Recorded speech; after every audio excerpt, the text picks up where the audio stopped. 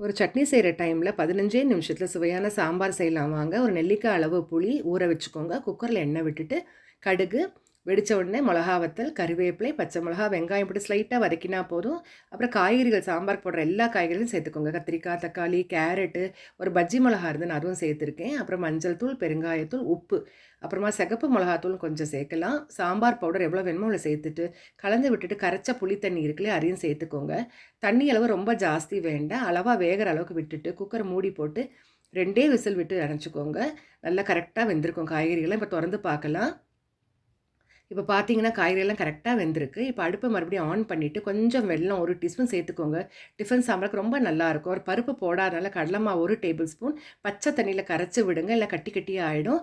தண்ணி எவ்வளோ வேணுமோ அவ்வளோ ஜாஸ்தி விட்டுக்கோங்க. ஒரு தண்ணியாக வேணும். நல்லா கொதி வந்த அப்புறமா கொஞ்சமாக நெய் சேர்த்துட்டு பொடியாக நறுக்கின கொத்தமல்லியும் சேர்த்திங்கன்னா சுவையான சாம்பார் ரெடி.